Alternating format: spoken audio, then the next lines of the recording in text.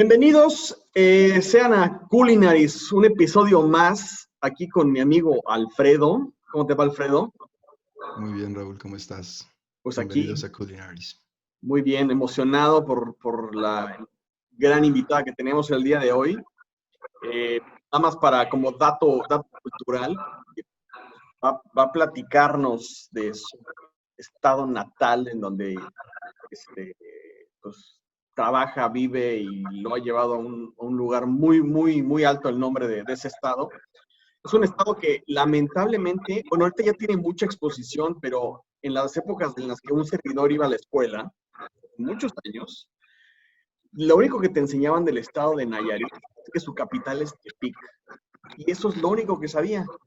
Lo más curioso fue que hace del 2004 al 2013 tuve la fortuna de vivir en ese estado. Y me enteré de todo lo que había en temas de gastronomía, cultura y lugares que son increíbles para visitar. Y créanme que en cuanto se levante esta cuarentena, vale la pena visitar el estado de Nayarit. Alfredo, por favor, haz los honores de presentar a nuestra invitada de lujo. Pues como decía Raúl, el día de hoy decidimos invitar a alguien que realmente es embajadora, es experta en el tema, ¿no? Es de esa región, tiene su hotel y su restaurante en este bello estado. Como dice la canción, qué lindo este Tepic y todo Nayarit. Y creo que es una de las cocinas mexicanas menos valorada de alguna manera porque realmente es bastante desconocida a nivel nacional comparada con otras cocinas, pero que es muy única en muchos aspectos porque han agarrado cosas de comida asiática, de otras regiones que son bastante interesantes. Y bueno, bienvenida a Culinaris, Chef Betty. Gracias por aceptar esta invitación. Y cuéntenos, ¿cómo define usted la cocina nayarita? Pues primero, muchísimas gracias por invitarme. Un placer estar con los dos y un placer hablar de algo que me apasiona, que es la cocina nayarita. Nayarit es un mundo aparte, es un mundo que, que si lo tenemos que definir geográficamente, tiene todo. Que si lo tenemos que definir climáticamente, tiene todo. Si tenemos que definirlo históricamente, tiene todo. Nayarit es un estado joven, tiene 103 años de fundado como estado libre y soberano, pero fue parte del séptimo cantón de Jalisco, formaba Jalisco, lo que hoy es Jalisco, Nayarit, un poquito de Zacatecas, un poquito de Aguascalientes y un poquito de Colima, era lo que era el séptimo cantón de Jalisco. Pero Nayarit tenía una joya maravillosa que es el puerto de San Blas, que es donde yo vivo, que es un puerto único en la historia del país, el último puerto de la colonia española en el Pacífico mexicano y que tuvo mucho comercio con Oriente, con las naos de China a finales del siglo XVII. Pero tenemos que pensar en Nayarit desde antes, un Nayarit históricamente hablando, bueno, se supone que de la isla de Mezcaltitán, un poquito al norte de San Blas, en el municipio de Santiago, sale pues lo que sería la primera fundación de lo que sería la Tenochtitlán.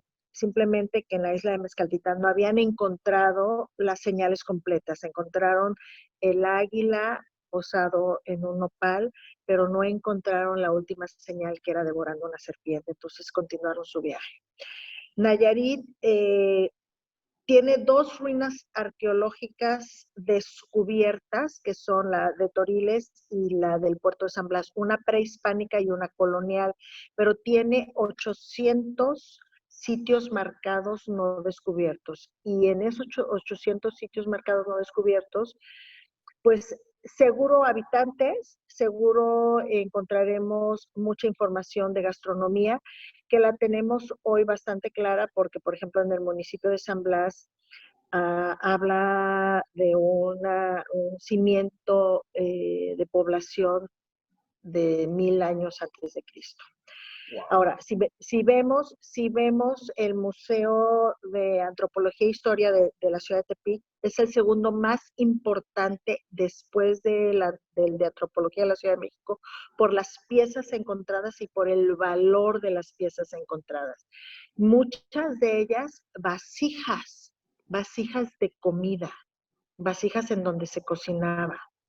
Y entonces te das cuenta que el Estado tiene este desarrollo desde antes de que llegaran los españoles y donde había ya una cocina hecha, firme. Tenemos que pensar que, pues para mí la gastronomía nace después del Neolítico con el control del fuego y con el control de la cerámica, porque antes el hombre era recolector y era nómada. En el momento en que hay fuego y hay cerámica, la gente se logra quedar en un lugar, se logran empezar los cultivos y se logra entender los ciclos de vida de la agricultura y la gente se queda. Entonces, pensemos que la gastronomía nayarita tiene platos prehispánicos de esa época. Uno de ellos es una de las grandes sopas del país, que es el tastigüil, que nace en la ribera de un afluente de un río entre esteros, y que se pesca el camarón de una manera tradicional, poniéndole varas de mangle, haciendo una enramada como una red a través de las varas del mangle, y donde la presencia del maíz es básica. ¿Por qué? Porque se muele el maíz en una masa y se espesa esta sopa de camarón con esa masa, y también hay una presencia de chiles. Una de las primeras datos históricos de la gastronomía de Nayarit. Brincándonos hacia la conquista. Pensemos que los españoles vinieron al continente americano en busca de especias. Sin pensar que iba a ser América, pensaban que iban a encontrar otra cosa, se les atravesó el continente. Y en el momento en que se dan cuenta que no es el lugar que buscaban, buscaron lugares de salida para poder continuar ese viaje y esa búsqueda. Se abrió Acapulco, se abrió Manzanillo, y el último puerto que se abre, y fue el último puerto de la colonia, fue el puerto de San Blas, que es donde yo vivo.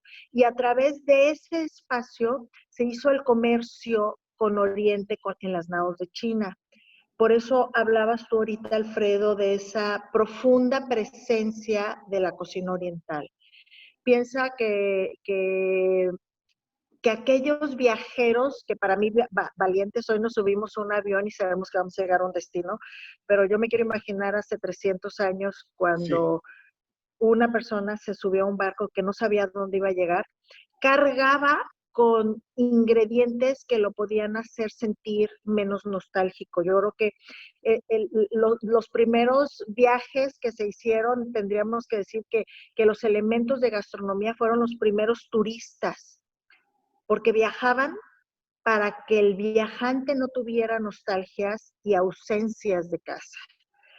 Y se transportaban las técnicas culinarias con ellos, se transportaban los productos con ellos, y por eso la profunda influencia de la cocina oriental en el estado de Nayarit. Piensa que las naos de China abarcaban Filipinas, que era uno de los puertos principales, pero que traían productos de China, de Japón, de India.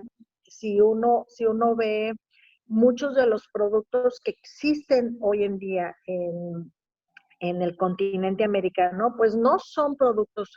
El coco no es americano, el coco es oriental, el mango no es americano, el mango es de la India.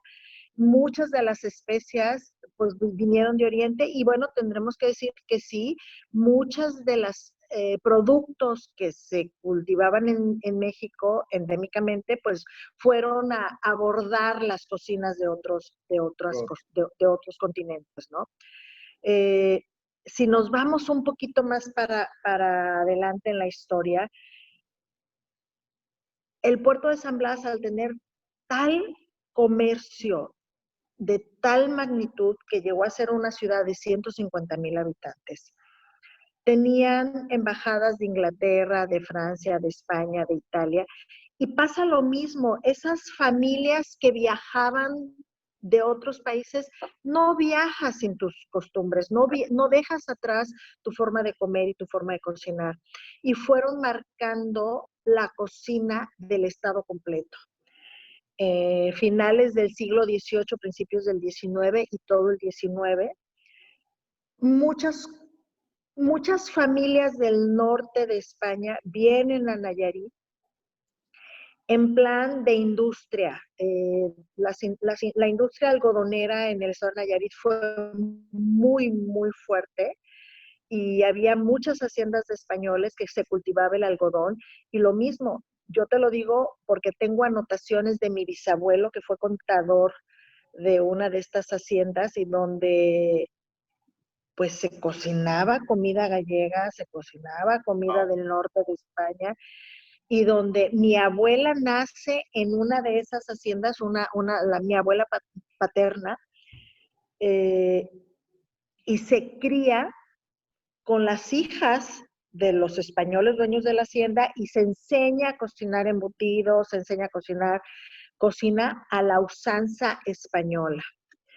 Entonces vamos sumando una serie de culturas, de historia gastronómica que va marcando la cocina nayarita. Ahora, la cocina nayarita, yo por eso te decía que Nayarit tiene todo, porque tiene todos los climas. O sea, la gente no da crédito que en Nayarit neve, pero en las montañas neva.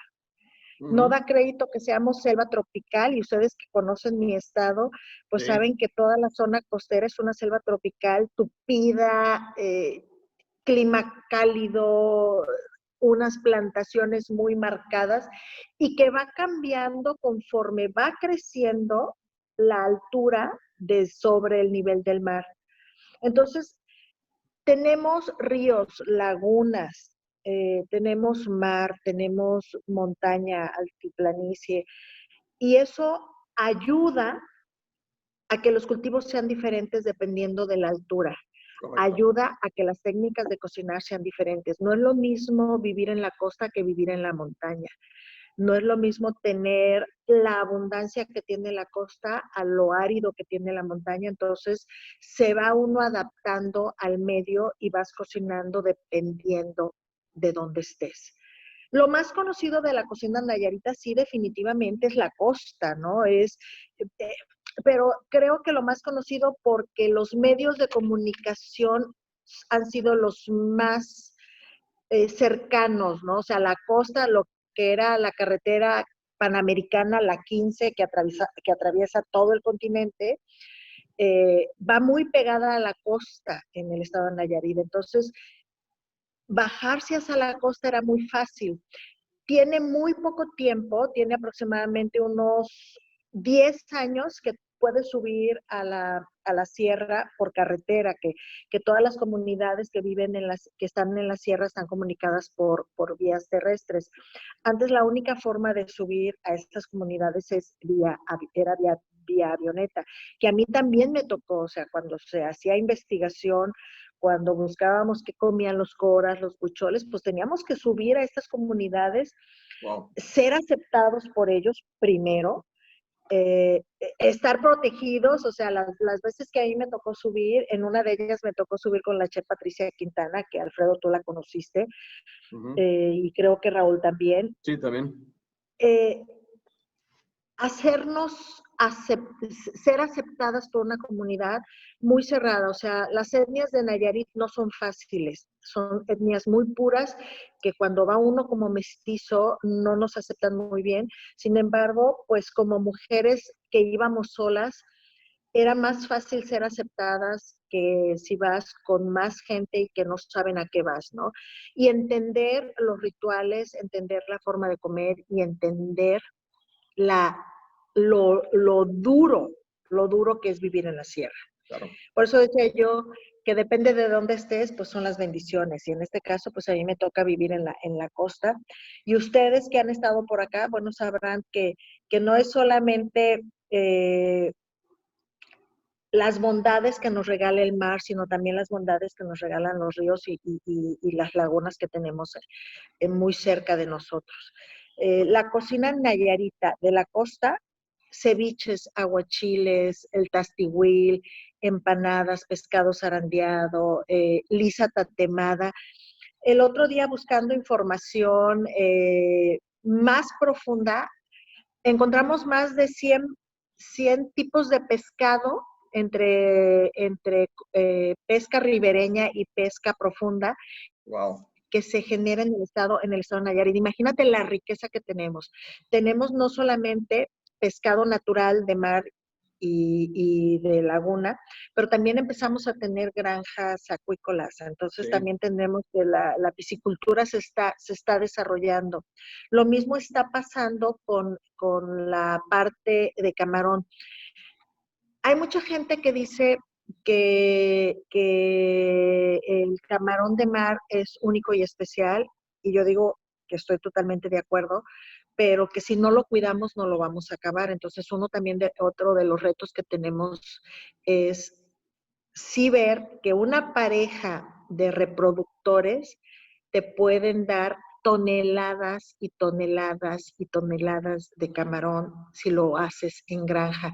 Y la acuicultura ha progresado mucho, ha cambiado mucho, es un proceso más científico, más controlado, más cuidado. Entonces yo sí creo que en un futuro tendremos que consumir un poco más de camarón de granja y dejar un poquito al mar descansar para que se pueda recuperar. Claro. Ahora, platos específicos, lo primero que tendríamos que decir es mucho crudo y que la técnica, la gente dice, no, es que el ceviche es mexicano y el ceviche es nuestro, ¿no? Y no importa de qué región de la costa del Pacífico sea o de qué región del Caribe o del Golfo. Yo creo que tendríamos que decir que la técnica es oriental, que tuvimos la suerte de ser el punto de reunión de dos continentes, o sea, la técnica oriental, el producto mexicano, con los cítricos que llegaron de Medio Oriente, porque pues el limón es persa, por eso se llama limón persa, Correcto. y que después se aclimató en la zona, ¿no? Entonces esa parte, pues también tendríamos que decirlo. En algún momento, hace ya un buen de años, me tocó estar en el Instituto Culinario de América en Estados Unidos, con un colega peruano, y una de las cosas que decíamos es, bueno, ¿de quién? Ustedes lo defienden, nosotros lo defendemos, y concluimos que por el proceso histórico, por los tiempos de conquista, por los tiempos de comercio con Oriente, pues los dos países tendríamos el derecho a decir que el ceviche era nuestro.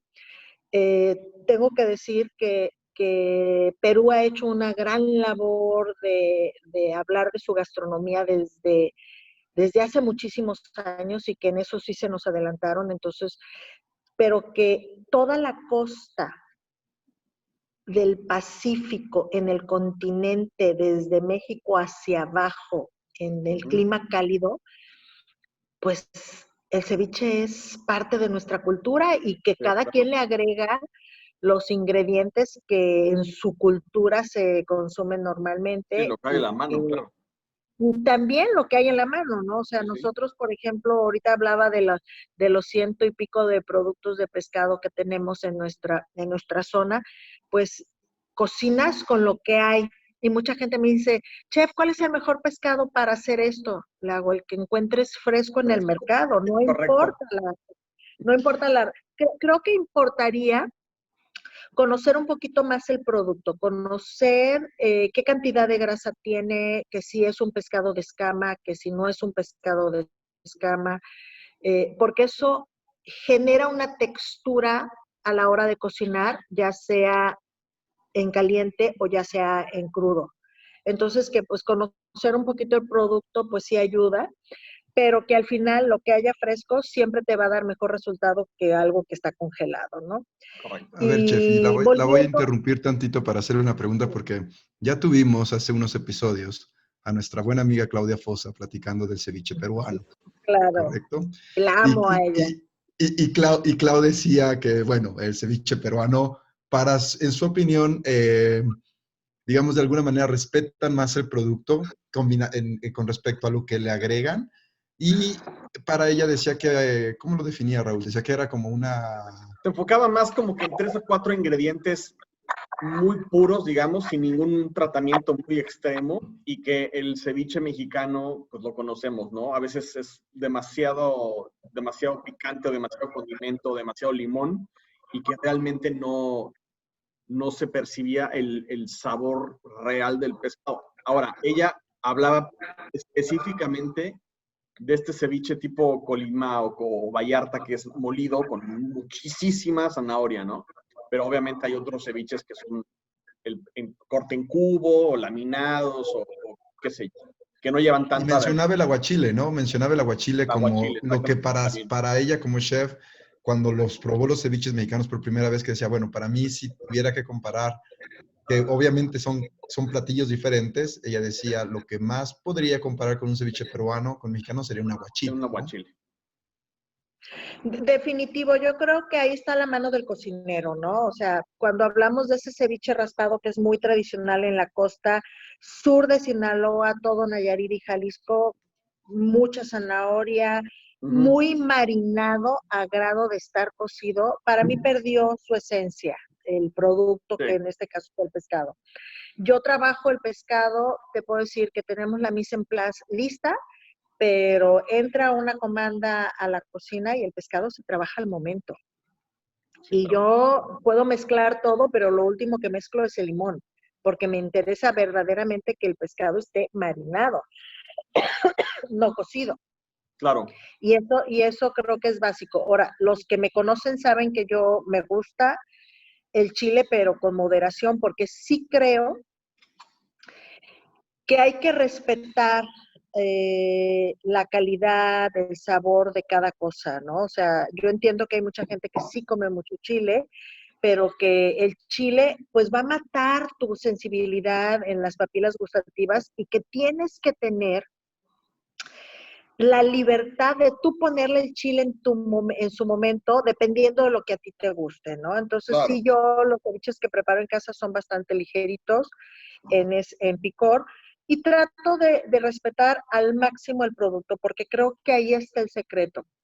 Una de las grandes reglas que tengo en mi cocina, no mezclo más de 4 o 5 elementos en cada plato, porque creo que cada elemento tiene una razón de ser y tiene una voz particular que va a definir a tu plato, pero que si uno habla más que el otro, se vuelve un canto disonante, un canto que Ujú. no tiene armonía. Entonces, que deben de estar como muy nivelados los sabores, deben de estar muy respetados los sabores para que esto luzca, ¿no? Yo en este caso, pues yo te puedo decir que en toda la costa del estado yo he probado ceviches extraordinarios, pero también he probado ceviches que no son de mi gusto, que, que cada cocinero tiene esta pues libertad de hacer y cada cocinero tiene sus clientes, pero que sí creo que una de las obligaciones que tenemos como cocineros es respetar el producto y dejarlo hablar, dejarlo que se exprese en todas sus tonalidades y si hay que apoyarlo con algunas cosas, apoyarlo en su justo momento, ¿no? En su medida justa para que esto pues hable correctamente. Claro. Oye, y hablando de ceviches, Nayarit tiene un ceviche muy, muy particular que me encanta, que yo no conocía y que creo que mucha gente no conoce.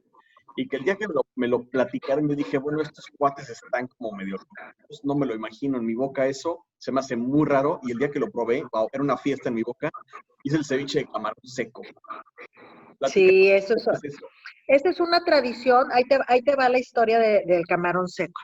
El camarón seco en el área medio norte del estado, ahí tenemos la bendición de tener mucha agua. El estado de Nayarit somos parte de Marismas Nacionales. Marismas Nacionales tiene 11 municipios que conforman marismas nacionales entre el estado de Sinaloa y el estado de Nayarit, y el estado de Nayarit tiene 9 municipios, imagínate la riqueza que tenemos, Wow. y que en esas marismas Cuando la marea sube de mar, se meten y se entreveran en esas marismas, que es agua media dulce y media salada, le decimos agua salubre, y se provoca una producción impresionante de camarón. Pero ¿qué hacían las comunidades si no podían consumir todo el camarón? Lo ponían a secar. Es un proceso de toda la vida, te digo, sustentado de por lo menos 500, 600 años de que el camarón se ponía a secar en petates con un previo cocimiento con agua muy salada para la conservación. La única forma de conservarlo antes de la refrigeración era salarlo y se colgaban en unas redes en las casas. Entonces, cuando tú tenías necesidad de producto, meses que no había camarón, bueno, tú sabías que tenías camarón y que lo podías rehidratar. El ceviche de camarón seco es único y particular, primero porque ya hay un sabor muy concentrado del camarón, un sabor muy fuerte de camarón, pero a la hora de hidratarlo pierde sal y pierde esa fortaleza, pero no pierde mucho la textura. Entonces es un ceviche más durito, es un ceviche con mucha consistencia y que generalmente para darle la humedad que necesita, lo remojamos en jugo de naranja, o sea, se lava con agua caliente y luego lo remojamos en jugo de naranja. Wow. Entonces pierde la parte fuerte de la sal, pierde la parte fuerte de ese concentrado de camarón muy profundo y encuentras un nuevo aroma del camarón, que es un poquito dulzón.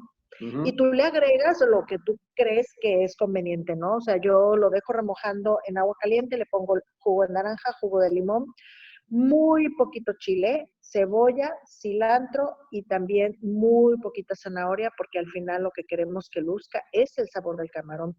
Y es un producto único en México. Sin embargo, así como yo te hablo del tastigüil en el estado, en Perú tienen una sopa muy parecida e históricamente más o menos en la misma fecha. Yeah. Y tienen el uso del camarón seco igual más o menos desde la misma fecha. Entonces, te tienes que entender que vivimos en un contexto geográfico e histórico de una época donde había comunicación en el imperio.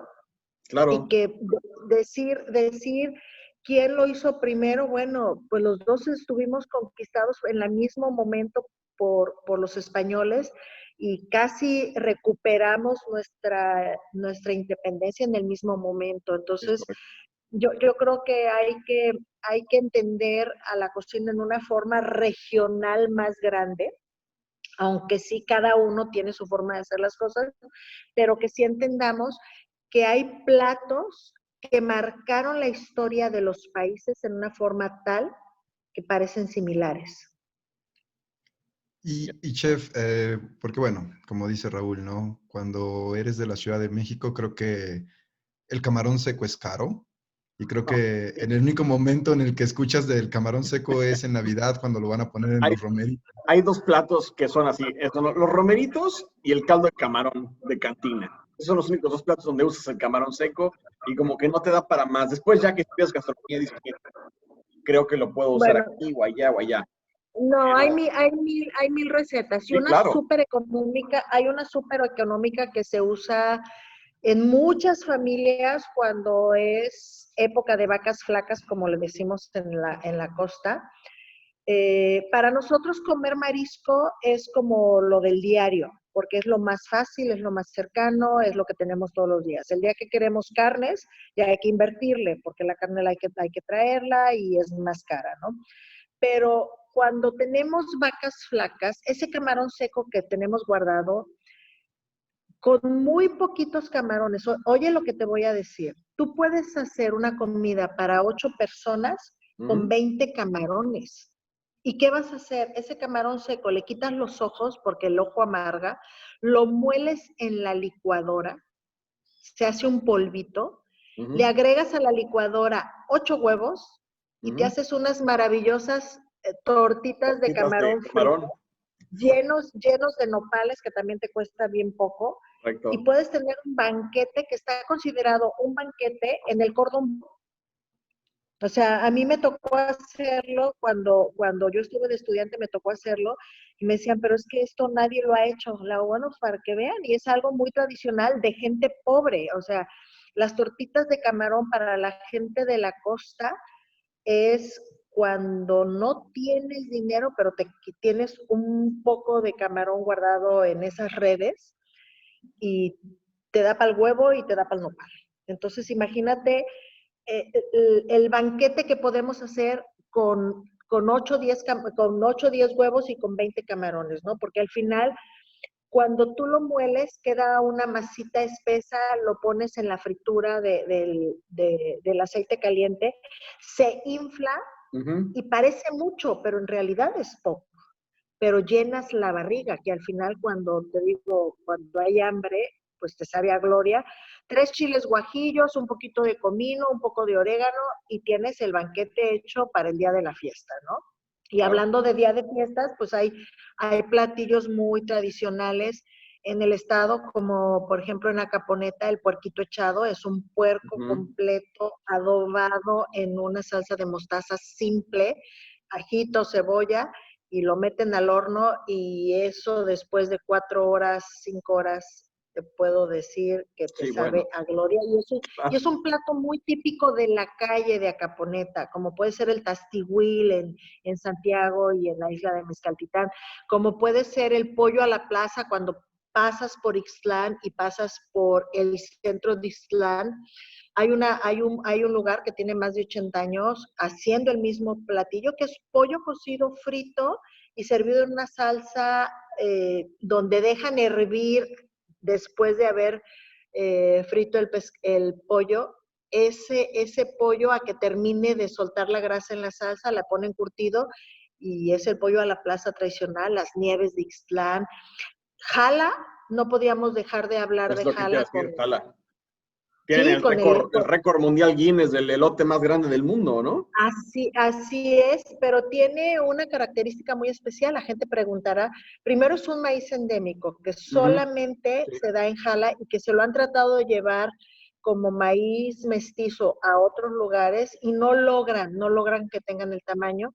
Y esto es porque está sembrado a las faldas de un volcán que hizo erupción un poquito de más de 100 años, y donde todas las cenizas enriqueció ese valle, y donde todavía se sigue cultivando el elote con récords impresionantes. Tenemos la Feria Nacional del Elote en agosto y se sigue marcando pues récords y se sigue hablando del maíz Jala como algo único y especial, y derivado de ese producto que es el maíz, pues las gorditas de maíz, las rosquillas, o sea, hay platos que siempre van a hablar del maíz Jala en una forma espectacular.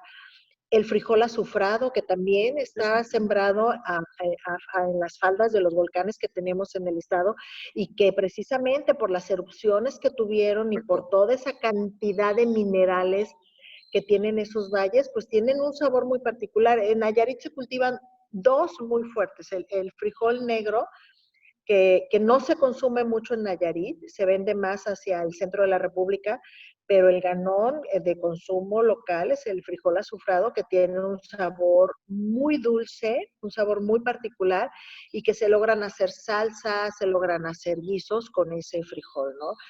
Hablando de dulces especiales, pues dulces que espero que no se pierdan, como una herencia alemana que es la torta de cielo, que es una capa de muchos, 7 o 8 pisos de un pastel muy galletoso, rellenado o untado de mermelada de chabacano y cubierto de nueces, que era una tradición de las familias alemanas que vivieron en Tepic a finales del siglo XIX. Otro de los grandes postres que también espero que no se pierdan, aunque cada día se hace menos, es el ante, que era, pues es un bizcocho remojado y cubierto con crema pastelera, pero que se adornaba con muchas banderitas de papel y que se sacaba en las tardes de verano en venta en Tepic. Y así, pues, las cocadas en la zona, los dulces de leche. O sea, El pan de hay plátano, infinidad ¿no? de platillos que...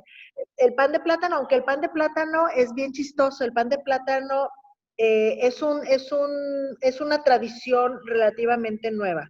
El pan de plátano surge en los años 70. Es una receta americana de una chica que quiero mucho, a la Susan, casada con un chico del DF que se vinieron a vivir a San Blas por el surf y que querían quedarse a vivir en San Blas. De hecho, se quedaron a vivir en San Blas, pero pues tenían que buscar una forma de vida y una forma de vida que fuera redituable y que se pudiera usar productos de la zona.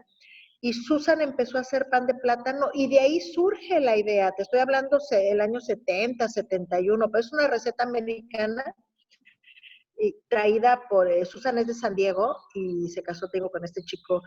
Hicieron vida juntos, hicieron famoso el pan de plátano. Susan se regresó a San Diego y Juan sigue viviendo acá en San Blas y sigue la tradición de pan de plátano, que ya muchísima gente la adoptamos y cada quien pues le pone su tono particular. Tenemos, es que ahí te voy, tenemos 7 variedades de plátano. Uno de los clásicos es secar el plátano portalimón y le decimos pancle, así como suena pancle. Y es el plátano puesto al sol que se encoge porque pierde toda la humedad y el sabor cuando tú lo muerdes es una explosión. Claro. Son unas tiritas largas, Sí, oscuras, negra. que parecen como negras, completamente negras, Exactamente, ¿no? sí, no, ya Y me acabas de abrir un archivo, sí. sí, Lo, o sea, lo compré a pie de carretera, yendo exactamente. justamente a Tepic y nos lo ofrecieron y dije, a ver, pruébale, quiero probarlo. Y ahora que lo probé dije, wow, qué intensidad de sabor. Sí, o sea, es para jugar en las cocinas, ¿no? Es un Claro. plato, es un producto que se hace del plátano que no se logra vender porque tiene alguna mancha, porque ya no hubo campo en el siguiente camión que salió a la empacadora, y ese plátano se queda, se termina de madurar en planta, y la familia dueña del huerto lo recoge y lo deja secando al sol. O sea que la inversión es paciencia, Sí, claro. meterlo en la noche a guardar y sacarlo en la mañana a, a volver a orear, pero es una explosión. La gente que no ha comido plátano secado al sol no sabe lo que es un sabor de plátano. Exacto. También otra de las cosas tradicionales en la cocina nayarita es las tostadas raspadas, ¿no? La tostada raspada es, la tortilla se hace y tiene 2 caras, una cara más delgada que la otra. La tortilla, la cara delgada se la quitamos. Esa cara delgada no se tira, es comida para animal, o sea, engorda de puerco, se va a engorda de animal. Pero la parte gruesa de la tortilla se seca al sol por 2 o 3 días. Lo mismo es un proceso de paciencia, sacar en el día a orear, meter en la tarde cuando baja el sol y que ya hay sereno, que aquí todavía le decimos el sereno, y volver a sacar al día siguiente por 3 días. Después hay una fritura profunda que no das crédito porque está tan seca la tortilla que no parece que tenga grasa. Entonces, cuando tú la agarras, tú agarras un totopo de tortilla fresca y la grasa aceitoso. Se te queda en los dedos, es aceitoso. Pero la tortilla de la tostada raspada no te queda aceitosa. Entonces, ese es otra de los grandes productos que tiene el Estado. Lo que te quedan son ganas de seguir comiendo tortilla raspada. Picas, o sea, te picas. Es como aquel comercial a que no te puedes comer solo uno, y son ¿no? deliciosos, o sea, son deliciosos. Así son picosas, ¿no? Otra de las cosas que se usa muchísimo es la tostada de camarón. O sea, hablando del maíz de jala, hablando del producto fresco que tenemos en la zona, la masa se amasa con agua de camarón y se le muele camarón seco. Y se hace la tortilla.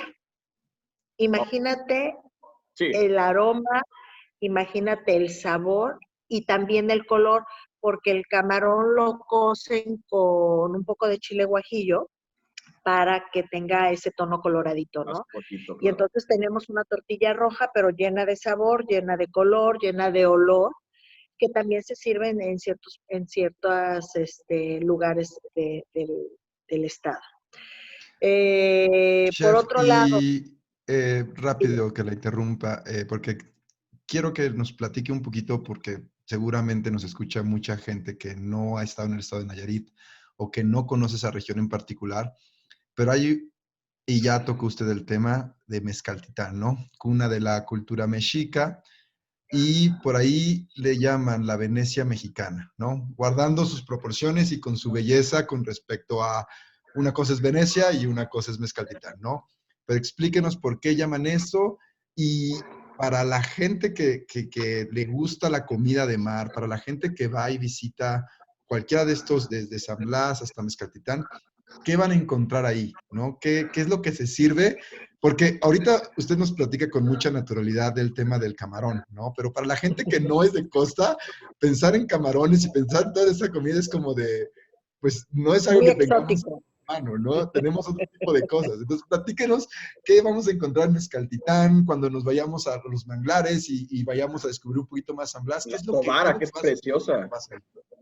Sí, bueno, ¿qué te puedo decir? San Blas es mi pueblo. Yo no nací en San Blas, yo soy de pequeña de nacimiento, pero tengo toda mi vida profesional viviendo en San Blas.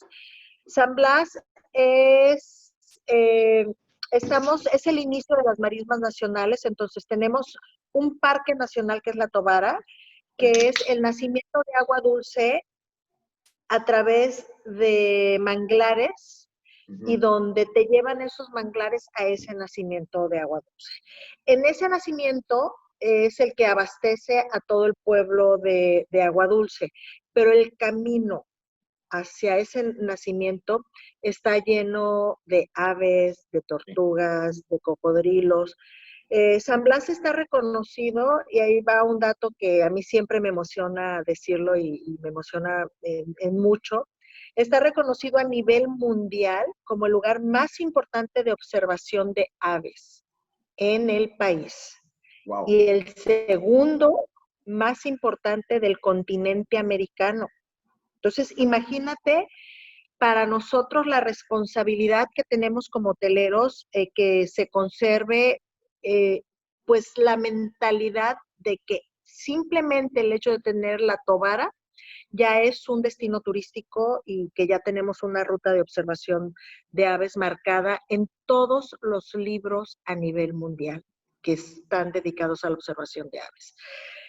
Parque Nacional, en puro enfrente de San Blas tenemos otro parque nacional que es el de la Isla Isabela, y la gente que le guste entender de esto, cuando ves aves y cuando entiendes el hábitat de las aves, pensemos que San Blas tiene aves endémicas, así como el maíz de Jala es endémico de Jala, San Blas tiene aves endémicas y el Parque Nacional de la Isabela tiene aves endémicas. Ahora, el estar dentro de las marismas, que es de lo que hablabas ahorita tú, Alfredo, es ir rodeado de manglares, es selva tropical completa. Que si yo partiera de San Blas en los esteros, yo puedo llegar a la isla Mezcalitán por barquito, porque están unidos por veneros.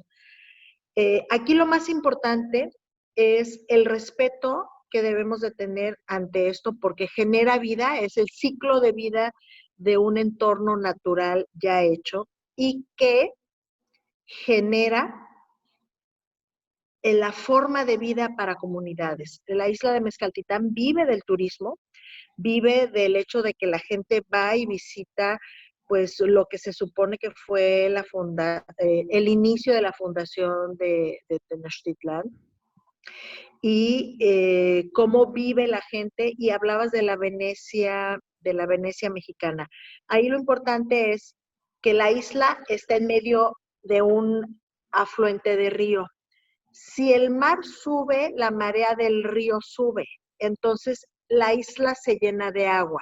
Si ustedes buscan algunos videos, van a ver a la isla de Mezcaltitán cómo la gente no camina en las calles, navega en las calles en sus lanchitas, porque pues como góndolas en Venecia, ¿no? Porque no hay forma de caminar, porque de esquina a esquina pues alguien te tiene que brincar en la banqueta, ¿no? Entonces, a mí me ha tocado verlo así y es extraordinario. A mí me ha tocado ir en épocas de desborde de río, de marea muy alta, y lo que yo me acuerdo de esa primera vez que me tocó fue extraordinario, porque había una carretera que estaba ya trunca y a los lados eran mares de lirios. La carretera no estaba terminada, entonces la carretera todavía era de concha de ostión, el cimentante era de concha de ostión, y Wow. era un brillar, era el reflejo del sol en ese cimentante de concha de ostión, era como ir sobre camino de estrellas. Era un polvito que brillaba, que era extraordinario, y a los lados eran mares, mares de lirios que flotaban en el afluente del río. Llegar Wow. a la isla de Mezcaltitán en una lancha y luego que te pasen a una lanchita más chiquita para poder ir a comer a uno de mis restaurantes favoritos, que es la Alberca con Doña Chepi, pues es otra experiencia, porque lo que no te esperas es llegar a una isla y que le sigas en la lancha. Y que te llegues, que sí, o sea, porque te Claro, pasan de una claro. más grande a una más chica, porque la grande no cabe en las calles, ¿no? Entonces te pasan a una más angosta. Y llegar con Doña Chepi y te dice, ¿qué quieres comer? Y luego de repente ves al chico que le ayuda, que saca el bote de chela con una piola de pescar y un ganchito y lo deja caer. Y a los 10 minutos, oye, pues salió un robalito, ¿te interesa? Y dije, no, por esto no puede ser. Sí, claro, no, no, no. Eso es único, de veras, y solamente pasa ahí. Y de repente dices, híjole, si me esperas tantito, te tengo unos camaroncitos de tal forma. Y aventaban la atarraya y sacaban el camarón y todavía se movía el camarón, ¿no? O sea, más fresco no puedes comer, que eso es la magia que tiene Nayarit, que el producto se saca el día y solamente el que lo ha probado va a entender, mira, salivé y lo hago muy seguido, ¿no? O sea, solamente el que lo ha probado sabe la bendición que tenemos cuando tenemos el producto fresco al alcance de la mano. Para Claro. mí el poder trabajar, yo por eso digo que vivir para mí en San Blas ha sido una bendición, porque cuando llegas como incipiente cocinera, porque al final todos los que empezamos la carrera llegamos sin saber en la práctica nada, llegamos con un bagaje de conocimiento, pero cero práctica o nula práctica, Correcto. y que te vas descubriendo como cocinero y vas descubriendo al producto cada vez que vas al mercado, o que muchas veces me fui a pescar con la gente que me vendía el pescado y ver esa noche de espera, muchas veces con mareas fuertes, otras veces con una paz infinita, y estar en contacto con la naturaleza que te va a dar de comer. Y entonces entiendes el respeto que le tienes que tener a todo el proceso de Sí, cocinero, a todo el proceso de cada paso, el que va y pesca, el que va y entrega, el que va y te conserva, el que va y te lleva el producto y después tú que lo cocinas. claro. Pero cuando tienes la bendición, yo tengo el estero a 3 pasos de mi casa, su casa aquí en San Blas, en el Hotel Garza Canela, Gracias. y en las tardes que hay tiempo de jugar un poquito al pescador, literal, le hago como esa vez Doña Chepi, tengo mi bote de cerveza con un poco de piola Y un anzuelo. y un anzuelo, y juego a pescar, porque así sea un pescado sencillo, humilde, es un pescado vivo, fresco, y Ujú. el sabor es extraordinario. Los Claro. ingredientes, pues tenemos que agradecerlos a la tierra, ¿no?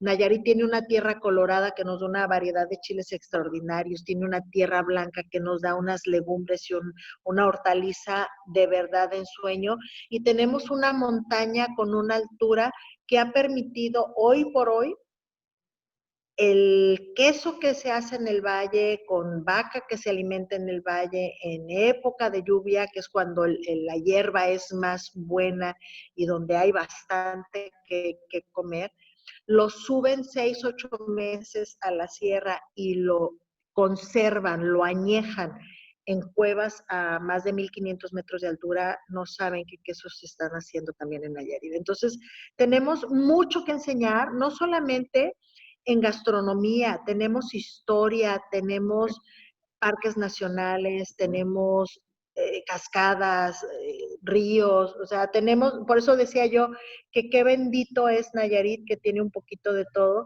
tiene tequila, o sea, somos parte de la región tequilera al sur del estado, tenemos la bebida tradicional Cora y Huichola, que es mira, se me fue el nombre, ahorita me voy a acordar, y que podemos tener tradición, cultura, gastronomía, que es la historia de un pueblo, que es la historia de un estado y que es la vida cultural de una comunidad que tiene 103 años como Estado libre y soberano, pero que tiene toda la historia de la humanidad atrás de ella.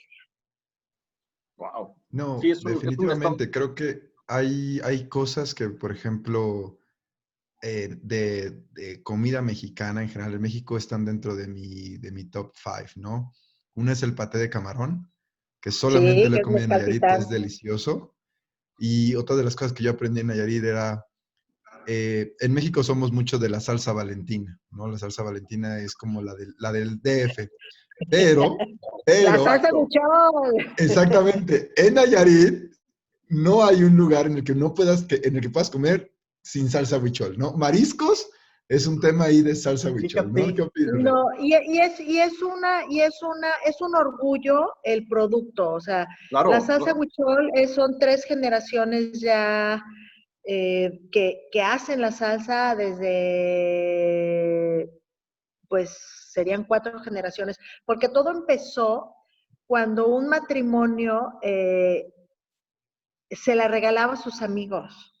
O sea, imagínate la generosidad de ese matrimonio de doña Panchita y de don Panchito, que son los papás de don Roberto, que acaba de morir el año Correcto. pasado. Y que después don Roberto dijo, oigan, pues ya no la regalen, mejor hagamos negocio de esto, y empezaron haciéndolo y embotellaban a mano las cervezas, los cascos vacíos de la cerveza, se los volaban. Entonces, tú recibías la salsa sin etiqueta en una botella oscura de aquel entonces de la Pacífico, con tapa de Pacífico. O sea, Wow. no, te vendían la salsa de esa forma.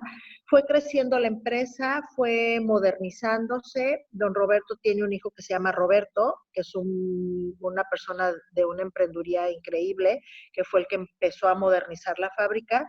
Y hoy por hoy, la siguiente generación, que son los hijos de Roberto, Poncho y Roberto Chico, pues son los que llevan el total de la producción de la salsa huichol, que hoy ya tiene hermanitos, ¿no? Que tiene la negra, tiene la botanera, tiene la de Habanero. limón, tiene la de habanero. Y la salsa clásica que seguirá siendo la consentida del corazón Sí, de claro. mucha gente y afortunadamente ya la podemos conseguir en muchos lugares de la República. Y Yo fíjate, Que creo que son uno de chiles los del Nayar, ¿no? Si no estoy equivocado, Sí, son es chiles del Nayar. chile cora de la Mesa del Nayar. Es un chile bolita, parece como chile cascabel, pero tiene otra forma más redondito. ok. Y es un tono de chile bien sabroso porque pica, pero no pica. O sea, ay, qué rico está, Sí, pero me la puedo comer todavía un poquito más. O sea, esa es una de las características de la salsa huichol, ¿no? Y que, y que mantuvieron el hecho de los chiles, ¿no? Mantener la tradición, provocar que no se perdiera la siembra de ese chile en el estado, que tratan de hacerlo solamente de ese producto y que la tradición se mantuvo. Y sí, en las mesas de cocina nayarita, si no hay salsa huichol, no es cocina nayarita. Y en las mesas de los nayaritas que viajan, que viven ya en otro lado, cada vez que vienen a Nayarit, salen con su cajita de salsa huichol y eso es un orgullo para el estado, ¿no? Creo que uno de los grandes momentos a nivel personal, yo andaba en Europa por Suecia y que veo en una vitrina una salsa huichol y dije, no inventes, qué maravilla. Y me metí, pregunté, me dijeron, no, pues es que buscamos chiles de todo el mundo y esta nos la recomendaron como muy buena y se nos vende muy bien. Dice, tenían como un contacto en México para que les mandaran sus cajas de vez en cuando. Entonces, esa parte, pues sí me emociona y además porque los admiro mucho como empresarios, los quiero mucho como amigos y como familia. Y es 100% natural, sin conservadores y sin colorantes. Nada. Y lo más bonito, fíjate, que con respecto a eso y que no tiene conservadores, yo en algún tiempo, en la época de estudiantes, bueno, te llevas tu salsa huichol y quedó una guardada atrás de la alacena. ¿Te gusta los 5 años de carrera? Y ahí la salsa se quedó y que la vemos un día, ya te imaginarás como estudiantes lo bien que limpiábamos la alacena, ¿no? Y le hablo a Roberto, que es más o menos de mi generación, le hago, oye Robert, me encontré una salsa huichol y es de tal fecha. Dice, ábrela, debe de estar buena. Dice, porque pues está pasteurizada, no debe de... Se había hecho más oscura, claro, pero el sabor era exactamente lo mismo, era muy bueno. Sí, entonces, cero conservantes, muy bien hecha y siguen siendo pues grandes productores de un producto que nos da muchísimo orgullo y que nos sentimos pues muy contentos de que la tradición siga con ellos. Muy bien. Pues muy bien, oye. Interesantísimo, ¿no? O sea, y a mí me pasó algo muy curioso con la salsa huichol. No la conocía hasta que llegué a vivir a Nayarit y fue así como la primera semana que llegué a vivir a Nayarit me fueron a llevar a un lugar donde vendieran unos burros de atún ahumado o de marlin ahumado, no sé qué era. Me dijeron, ponle esta salsa. Los puse, ¡guau! Y a raíz de eso, cuando me fui de aquí, de Nayarit, y me fui a vivir a Ciudad de México, luego estuve en Los Cabos, así invariablemente probaba algo con salsa de huichol y era así el flashback de ese lugar, ¿no? Es un sabor tan peculiar y tan característico de la salsa, como mencionas, ¿no? Sí. Es así como pica, pero no es incomible y te hace ponerle más y no es agresiva, entonces puedes percibir el sabor del resto de la comida. Fíjate, no solamente salsa, que eso es una cosa bien interesante, es un gran sazonador. Correcto, o sea, sí. Tú le das un apachurrón al caldillo de camarón y te lo sazona.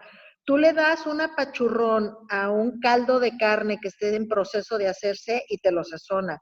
Tú le das un apachurrón a una carne con chile que esté en proceso de hacerse y te lo sazona. O sea, el equilibrio de la salsa es tan bien hecho, ¿sí?, que tiene lo justo para que se pueda acoplar con todos los ingredientes, que eso no es fácil y es una de las grandes maravillas que tiene la salsa, ¿no? Así es. Y chef, ¿qué onda con el pescado zarandeado? Porque es también una de las cosas que es muy clásica de alguna manera y no hemos platicado nada del pescado zarandeado, que es una buena muestra de todo lo que el Estado tiene para dar. Y más que allá del zarandeado. Siempre nos enfocamos nada más en algunas cosas, pero sí realmente, o sea, tiene muchísimo, pero ¿qué onda con el pescado zarandeado? Bueno, yo creo que lo maravilloso del pescado zarandeado es que está usando los productos de la región. Creo que eso viene desde los ancestros, ¿no? O sea, ¿qué podían usar y qué tenían a la mano? El verdadero pescado zarandeado es el pescado fresco, abierto en mariposa, nada más que sal, la sal que se podía conseguir, la madera de la región que en aquel entonces sí se podía ahumar con mangle, que es esta madera que se da en las marismas nacionales, en los manglares, que le da un tono muy particular al humo y tan. O sea, no llevaba nada más. O sea, y el hecho que digamos zarandeado es porque se ponen estas parrillas que se cierran, que se llaman zarandas. Y entonces zarandeábamos al estar volteando y darle el cocimiento al pescado. Exacto. Pero como todas las recetas, cada cocinero le fue agregando cosas, de repente veo unos cargados en mostaza, de repente veo unos cargados en salsa inglesa, de repente veo unos cargados en salsa de tomate, en salsa huichol, pero el tradicional, el original, piensen que era lo que había en el entorno, el pescado y la madera. Y eso es lo clásico. Ahora, ¿por qué es importante esto? Primero porque mantenemos la tradición. O sea, se sigue haciendo igual que lo hicieron los primeros habitantes de la zona. Segundo, seguimos consumiendo el pescado y aunque hemos cambiado la madera del mangle, porque está prohibido el corte, por maderas pues como el mezquite, como el árbol viejo del mango, o sea, se fueron adaptando el tipo de leña, pero sigue siendo la misma técnica. Uh-huh. Y se hace con pescado de escama, eso es bien importante. Sí, exacto. ¿Por qué con pescado de escama? Hay dos razones importantes. Primero, el pescado de escama es un pescado más flojo, es un pescado que no nada mucho, es un pescado que se fondea, es un pescado que engorda porque es flojón. El resultado de esta flojera es la grasa que guarda el músculo del pescado. ¿Por qué tiene que ser de escama? Porque en el momento en que se pone al fuego, si no tuviera la escama, se pasaba de calor y se cocinaba y se reseca. Entonces también es una de los dos tips que tenemos que tener. O sea, tiene que ser pescado de escama, tiene que ser sí con fuego, pero un fuego controlado, porque no tenemos que arrebatar el fuego para que no se nos arrebate el cocimiento del pescado. Pero la escama protege que el pescado no se desjugue. Se pone primero a la piel y luego se pone primero hacia la carne y luego hacia la escama para que la escama, la piel, junte toda la humedad de la grasa del pescado y que a la hora que lo sirvas, a la hora que lo partes, pues se te desmorona de la grasa.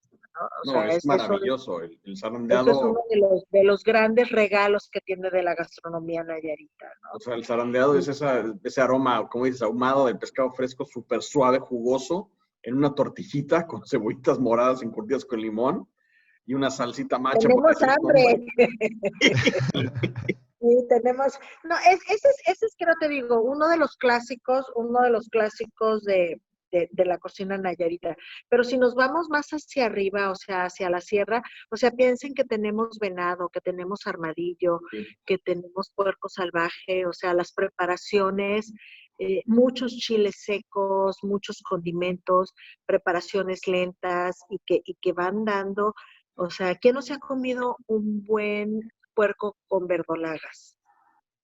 sí. O sea, piensen en un armadillo con verdolagas, que es uno de los platos tradicionales de acá, ¿no? O sea, que todavía se encuentran armadillos y que pues la gente de ranchos se los sigue comiendo, o sea, hay ciertas restricciones, pero pues al final la gente de rancho come lo que hay alrededor y pues Sí, exacto. a veces es su forma ¿Y qué de tal subsistir, unos ¿no? camarones a la cucaracha? Y seguimos hablando de camarones, porque si algo Sí. tienen en Nayarit, muchos camarones, pero ¿qué tal unos camarones a la cucaracha? Que también eso es algo que yo descubrí en Nayarit. Fíjate que la primera vez que yo escuché eso, dije, bueno, uno como cocinero como que entiendes que hay nombres como chistosos siempre alrededor de la gastronomía, ¿no? Pero cuando se lo platicaba a mis amigos o a mi familia de la Ciudad de México, que sean camarones a la cucaracha, me hacían cara de, ¿qué es Sí, eso? O sea, ¿lleva cucarachas o qué onda? No, es un adobo que le llevan y que lo saltean y quedan crujientes y con cáscara y es una cosa increíble. Sí, el camarón cucaracha se da cuando el camarón es joven, no, de preferencia que no sea un camarón de una talla grande, o sea, el camarón hoy en día tiene unas tallas específicas a nivel internacional, pero nosotros usamos el 18, 20, 20, 22, que son 22 piezas por libra por medio kilo, y es un camarón más chico. Porque se come todo, se come cáscara, Sí. se come pata, se come cabeza, nada más le quitamos el ojo. Y la técnica es bien fácil. Mucha gente piensa que es una técnica muy especial, no. Tú pones en un sartén el camarón sin nada, con un puñito de sal. Fuego, y estarlo moviendo. Es como la cocina de las abuelas, paciencia. Correcto. Moverle, moverle, moverle. ¿Qué estamos logrando ahí? Deshidratar un poquito el camarón, que eso es al final lo que queremos, ¿no? Y que vaya absorbiendo la sal. Vale. En el momento en que se tornan rosaditos, entonces es cuando ponemos el aceite. ¿Por qué? Porque empezamos a freír el camarón. Lo que estábamos haciendo era cocer, deshidratando. Ahora vamos a pasar a otro proceso de cocimiento, ¿no? Vamos a freír el camarón donde se va poniendo crujiente y demás. El natural, tan, tan, se va, tan, tan, tan, se va hasta que queda crujiente. Vienen los adobos, ¿no? Uno de los clásicos, pues como lo que decía, darle una pachurrona a la salsa huichol y tan, tan. Hay gente que le pone ajo, hay gente que le pone chile guajillo, hay gente que le pone inclusive parmesano.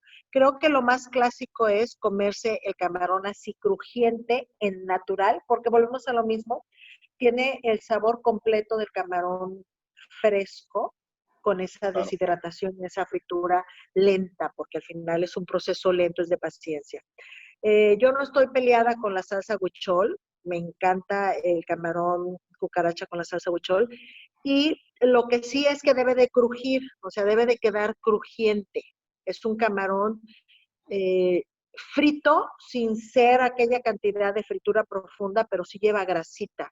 Claro. Y el sabor, pues igual es un camarón cantinero. O sea, no puedes pensar en un camarón a la cucaracha si no tienes una cerveza a un lado, si no tienes un tequilita, si no estás al frente del mar viendo la ola que revienta cerquita. O sea, es parte de la comida nayarita como clásica. Sí. Que es también muy de botanero Nayarita, ¿no? Que cuando vas a estos bares clásicos te ponen tu cartón de cerveza al lado, vas tomando tus cervezas y las vas poniendo ahí al lado, ¿no? Conforme vas tomando Sí, y te traen, te cuentan por cartones. te cuentan por cartón y vas tomando y vas tomando y vas Sí, o tomando. sea, que esa es una cosa también muy nayarita. O sea, tú como mujer, tú puedes entrar a un botanero con tu marido, con tu novio, con tu pareja o con amigas y nadie te ve mal si entras a un botanero. Nadie te molesta como mujer, nadie te dice nada. Y eso es lo clásico, que te ponen el cartón de cuartito porque hace tanto calor que si te das uno de media, pues se te calienta la cerveza.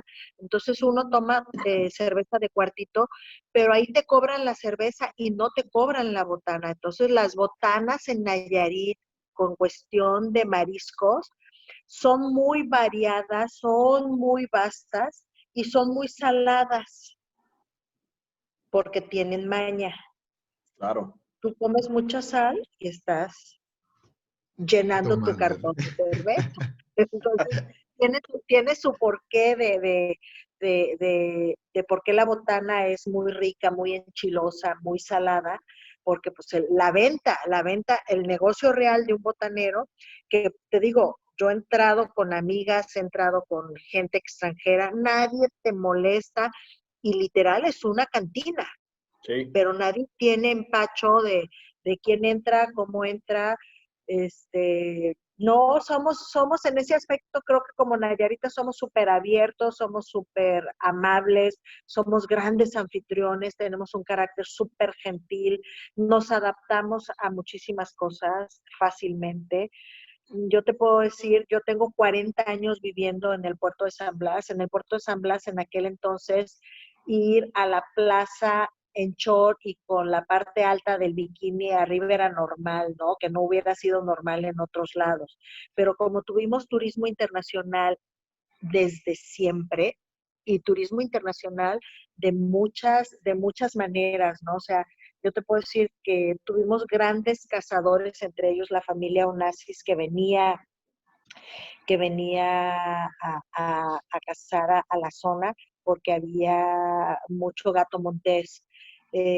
Grandes artistas de Hollywood, grandes artistas nacionales. O sea, San Blas tuvo una época de un gran auge turístico en los años 50, antes de que se abriera Vallarta.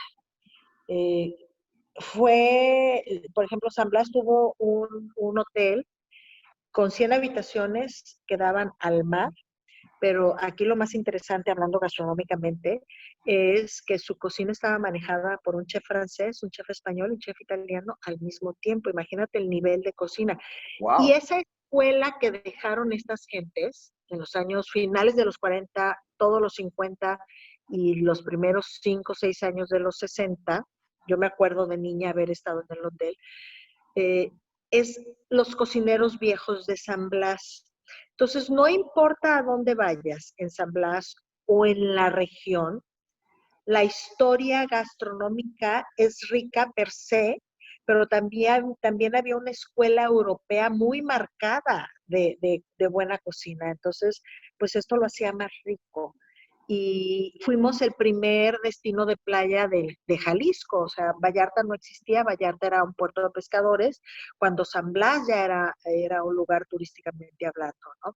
En el momento en que se abre turísticamente Puerto Vallarta, pues San Blas viene un declive porque deja de recibir gente de Jalisco y viene la época hippie, 60s, 70s, que le dio otro auge de otra manera. Estuvo reconocido a nivel mundial como uno de los mejores destinos de playa para aprendizaje de surf porque tuvimos la ola más larga del mundo, larga, no alta, No alta, claro, sí, es un... para aprender surf amateur. Entonces, toda la gente joven del mundo llegó y era una comunidad hippie, cosmopolítica, muy chic, porque había de todo, había gente muy vaga, había gente muy rica, había turismo. O sea, yo te puedo decir que de mi niñez yo me acuerdo que oía franceses, alemanes, americanos, españoles, italianos en San Blas y decía, ay, qué raro, qué idiomas que no conozco, ¿no? Y también creo que también eso me motivó a salir, a viajar, a aprender idiomas para poder entender lo que en un futuro sin saberlo iba a ser mi carrera, ¿no? Que era la hospitalidad y que era el dar de comer en otro nivel. Ahora, la recomendación siempre va a ser que si pueden viajar y conocer todo el estado, vayan a las poblaciones, conozcan, pero si quieren ir a comer en algún lugar o tienen poco tiempo para visitar Nayarit y quieren probar como diferentes cocinas de todas las cocinas que hemos hablado, creo que un lugar que es interesante para visitar en ese aspecto es Tepic, ¿no? Paren en Tepic van a encontrar estos tacos de cochinito, ¿no? De Sí. Acaponeta, van a encontrar excelentes restaurantes de mariscos, ¿no? Por ahí está el restaurante La Ola, que tiene muchísimo tiempo haciendo mariscos, que hace unas cosas deliciosas. Está el restaurante Emilianos, que también tiene muchísimo tiempo y muchísima tradición allá en Tepic, ¿no? Hay bares, hay, bueno, una cantidad de cosas impresionantes que visitar y que cuando a veces, bueno, no hay el tiempo de ir y explorar un poco más, como siempre, las capitales son una buena opción donde puedes encontrar muchísima variedad y oferta de diferentes productos del estado, ¿no? Así es, o sea, la capital concentra un poquito de todo y digo, decir que el estado de Nayarit no es tan grande, digo, tenemos 309 kilómetros de costa, entonces te puedes hacer un viaje padrísimo en 3 días visitando lugares muy, muy Ujú. particulares y donde te puedes llevar pues el mejor sabor del estado de Nayarit, pero también llevarte su historia, llevarte sus paisajes que son extraordinarios, llevarte sus sabores, la gentileza de la gente, que te digo, yo considero que de los grandes anfitriones que hay en el país es la gente nayarita y que los invitamos a que vengan a Nayarit. Hoy por hoy, en todos los rincones del país, tenemos que apoyarnos a que se recupere la economía y que si viajamos por México, si nos comemos a México, no solamente nos vamos a apapachar nosotros, sino vamos a apapachar a los demás a lograr que esto se empiece a mover, ¿no? Pero el país tiene rincones extraordinarios, mi estado, 20 municipios, 20 destinos que descubrir. Simplemente la Riviera Nayarit marca 23 microdestinos entre la costa, el centro y el sur del estado. cada uno con un sabor particular, cada uno con una actividad particular, cada uno con un estilo de ser, y todos diferentes. Y estamos en un estado chiquitito, de los más chiquitos después de Colima y de Tlaxcala en el Sí. país. Entonces, imagínate la riqueza que tiene el México maravilloso en el que vivimos, y el poder sentirnos orgullosos cada uno de su tierra, el poder ser los embajadores para poder decirles: vengan, conozcan, vengan, coman, vengan y vivan la experiencia, porque al final hoy lo que tenemos que vender son experiencias de vida, ¿no? Experiencias, no es un viaje solamente de hacer turismo, sino vender una experiencia global, el viaje, la estancia, la comida, el cuento, lo que vamos a ver, lo que vamos a enseñar, las historias alrededor de un destino son muchas, y eso es lo que van a conformar las experiencias de hoy en adelante. Y pues Nayarit tiene muchas, San Blas tiene muchas, y pues los esperamos por acá. Chef, dinos nada más el nombre de tu hotel, de tu restaurante, dónde te pueden encontrar en redes sociales, cómo te pueden Pues seguir para toda la gente que le interesó el tema. soy la chef Betty Vázquez, me van a encontrar como Chef Betty en Facebook y en Twitter, me van a encontrar como Betty Vázquez Chef en Instagram, www.garzacanela.com. Garza Canela se llama porque una de las garzas endémicas de San Blas es una garza que tiene pechito canela. Uh-huh. Entonces adoptamos el nombre para nuestro hotel.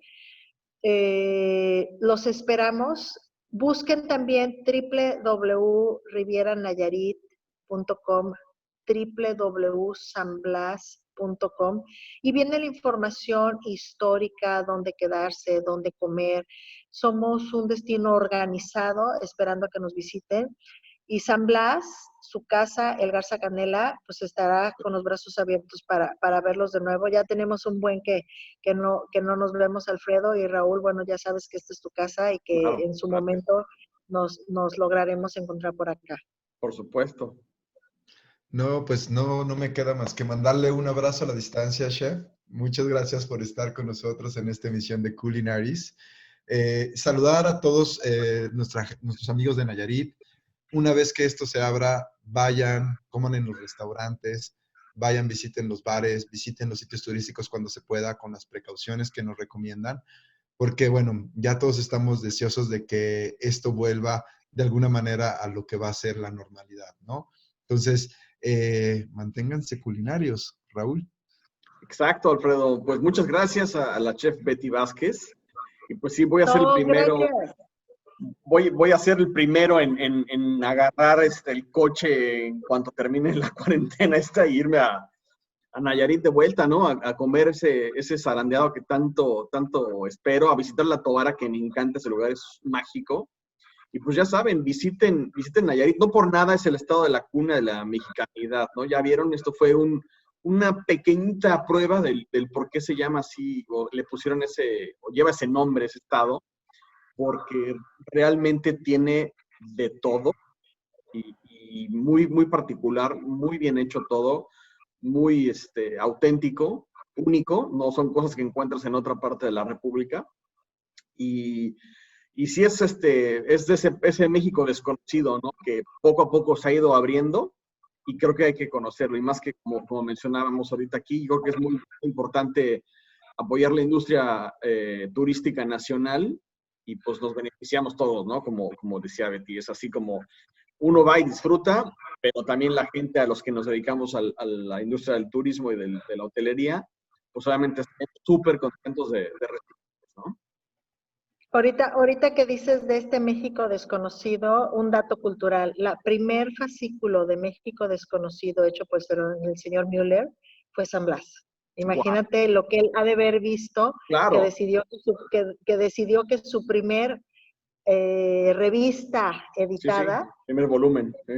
fuera San Blas. Yo tuve el placer de saludarlo hace un montón de años, y me dijo, me habló de San Blas con tanto orgullo, con tanto cariño. Se recordaba de los nombres de la gente que lo habían atendido, Wow. o sea, fue extraordinario poder platicar con él. Ese es el orgullo que tenemos los sanblaseños, somos grandes anfitriones y bueno, los esperamos. Yo espero que el tiempo nos dé la oportunidad de agasajarlos como estamos acostumbrados y esta es su casa. Pues muchas gracias y pues nos vemos a la próxima, Alfredo. Hasta la próxima. Saludos altanilos allá en Tepic y manténganse culinarios. Gracias por invitarme. Chao.